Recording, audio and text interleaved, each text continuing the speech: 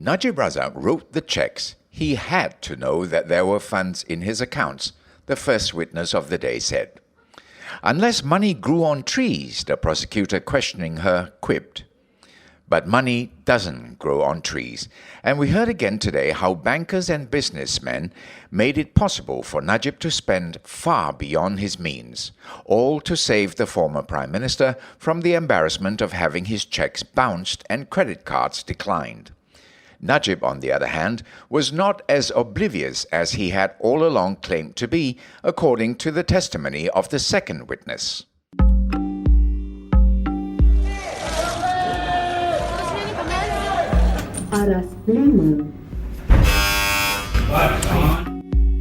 By the Malaysian Insight, this is The People vs. Najib Razak. Follow us into the courtroom where it all happens. I'm Patrick Teo. Najib arrived at the KL High Court wearing a black suit with a purple tie and accompanied by his aides. After pausing to shake hands with the few usual supporters at the porch, the former PM went straight up to the fifth-floor courtroom. Day 48 of the SRC International trial started promptly at 9:10, with former AmBank relationship manager Joanna Yu on the witness stand for the 8th day.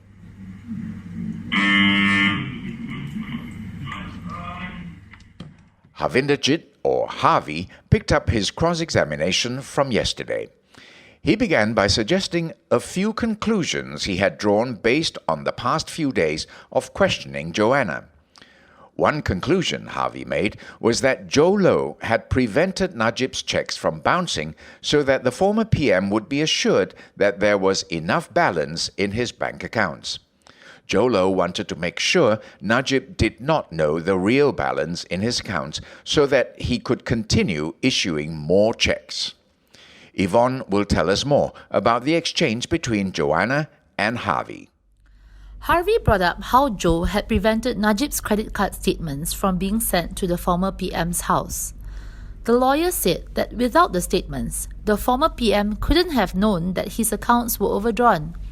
He asked Joanna if she agreed that Joe Low was dishonest. Joanna started to answer that in her dealings with Joe, he did not come across as dishonest. Harvey cut her off and started to combatively bring up other instances when Joe's actions had seemed questionable. At this, Prosecutor Sitambaram stood up and demanded for Harvey to stop intimidating Joanna. She was being cooperative, Sitam protested. Harvey apologized, saying, "Sorry, maybe I just look scary." Sitam countered, "No, it's your voice and sound. Even I could be intimidated," the prosecutor remarked. Back to the question. Joanna said she didn't know if Joe was dishonest, but there were a few things he told her that were not true. While all this was happening, Najib in the dock was seen sitting bent over, with his elbows on his knees, scrolling and reading something on his phone. After a few questions by lead counsel Shafi Abdullah, Joanna's cross-examination by the defense finally ended. Sitam began his re-examination by asking the witness to total up the credit and debit amounts to and from Najib's 3 AmBank accounts between 2013 and 2015. The total amount for the 3 accounts, 898, 906 and 880, came up to 606.51 million ringgit. Sitam asked Joanna if any of the money had gone to Joe Low. The witness said, based on the accounts, no. She also denied ever taking any of the money for herself. Sitam asked Joanna whether Najib ever checked with the bank how he was able to spend 600 million ringgit when he only had 200 million ringgit in his accounts. No, Joanna said. He never asked. We had heard from the witness over the past few days how Joe Low had sourced for funds to top up Najib's accounts when they were overdrawn. Then the prosecutor asked if it was possible that Najib did not know that this money was in his account. Joanna replied if he wrote the cheques, he would know that there were funds. Unless money grew on trees, Sitam quipped. Joanna told the court that if Joe Low had not been there to top up the accounts, Najib's cheques would have bounced. She said it would have been embarrassing to have the Prime Minister's credit cards or cheques declined. The prosecutor then brought up BlackBerry chats between Joanna and Joe. Here's Yvonne again. In one conversation, Joe texted Joanna to tell her, boss said he wrote a big check. Joanna confirmed that boss referred to Najib. In another chat, Joanna texted the businessman to check if Najib had indeed charged his credit cards 24 times in Italy. They had been charged so many times in one day, she thought they had been stolen. The bank had also flagged it, asking to confirm the 3.3 million ringgit spent using the said credit cards in Italy. Joe texted Joanna to say that Najib was indeed in Italy at the time. We later found out that he spent the money to buy jewellery for some unnamed royal. Sitam then moved on to talk about Nick Faisal, who was SRC's CEO and seen in the company as Najib's proxy. Joanna confirmed that while Nick, as mandate holder for Najib's accounts, had facilitated inter-account transfers, he wasn't able to actually take money out of the accounts.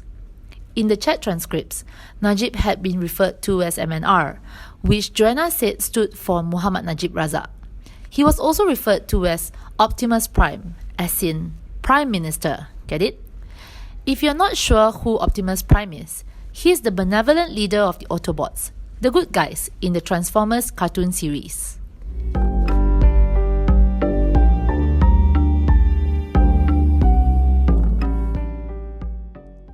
Joanna was finally released from the stand. The next witness was Ahmad Husni Muhammad Hanatsla. He was the second finance minister when Najib was himself finance minister. The 67-year-old Husni wore a head full of white hair and a black suit paired with a bright red tie. He served as finance minister too for 7 years, from 2009 when Najib appointed him until 2016 when he resigned.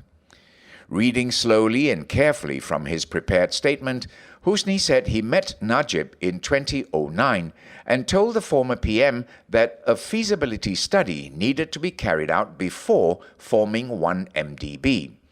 A study like that would normally take up to 10 years. Najib had responded saying, "I know what I'm doing."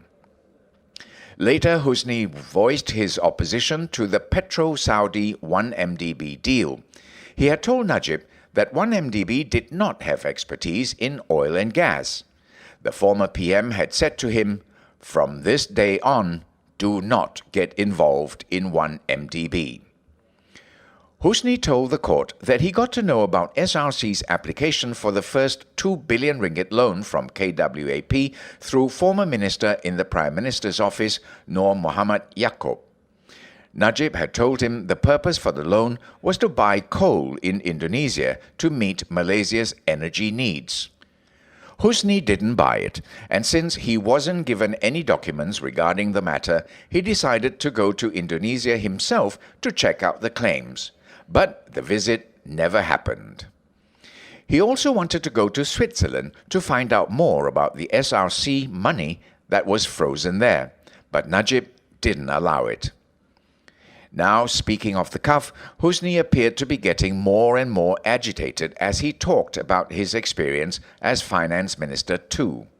Yvonne, can you tell us more?